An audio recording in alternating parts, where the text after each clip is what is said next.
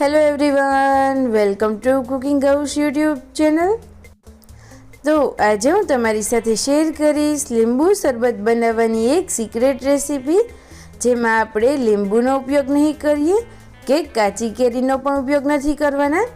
એકદમ જ નવી રીતે આજે આપણે લીંબુ શરબત બનાવીશું અને સ્પેશિયલી આ લીંબુ શરબતને તમે એક વખત બનાવી અને આખા વર્ષ માટે સ્ટોર પણ કરી શકો છો।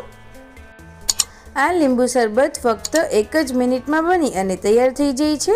તો ઘરે ગમે ત્યારે લીંબુ શરબત પીવાનું મન થાય કે ટ્રાવેલમાં જોડે લઈ જવું હોય, આ લીંબુ શરબત બનાવવું ખૂબ જ ઇઝી છે।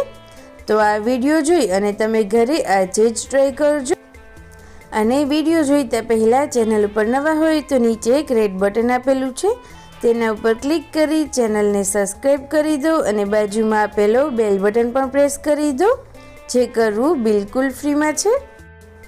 તો ચલો હવે આપણે લીંબુ વગરનું લીંબુ શરબત બનાવવાની શરૂઆત કરીએ, જેમાં આપણે આ રીતેના લીંબુનો કોઈ જ ઉપયોગ નથી કરવાનો।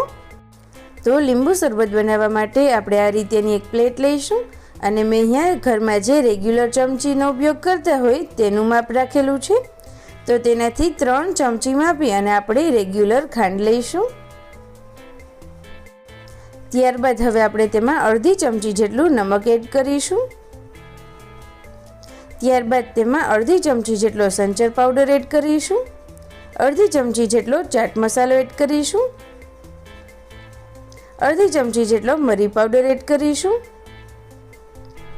1 ચમચી જેટલો આમચૂર પાવડર એડ કરીશું અને 1 ચમચી જેટલું આપણે તેમાં આખું જીરું એડ કરીશું। અને હવે લાસ્ટમાં આ લીંબુ શરબત બનાવવા માટેની આપણે આ સિક્રેટ સામગ્રી એડ કરીશું, જે છે સાઇટ્રિક એસિડ, અને જેને લીંબુના ફૂલ પણ કહેવામાં આવે છે, જે લીંબુમાંથી જ બનાવવામાં આવતું હોય છે।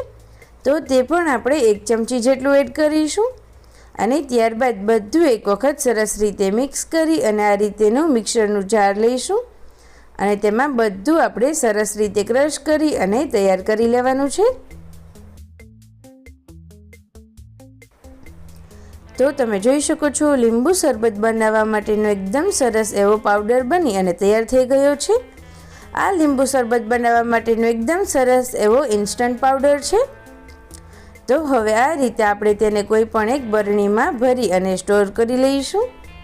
આ પાવડરને તમે આરામથી 1 વર્ષ સુધી સ્ટોર પણ કરી શકો છો। તો હવે આ જ પાવડરનો ઉપયોગ કરી અને લીંબુ શરબત કેવી રીતે બનાવવું તે હું તમને બતાવીશ।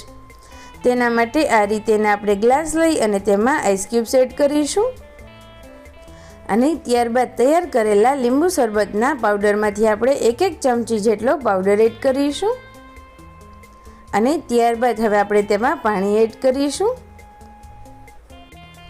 તો ઉનાળામાં ઠંડક આપે તેવું એકદમ સરસ એવું ટેસ્ટી અને ઠંડુ લીંબુ શરબત બની અને તૈયાર થઈ ગયું છે। તો જો તમે પણ આ રીત ક્યારેય ટ્રાય ના કરી હોય તો એક વખત જરૂરથી કરજો। આ રીતે તમે ફક્ત 1 જ મિનિટમાં લીંબુ શરબત બનાવી અને તૈયાર કરી શકો છો।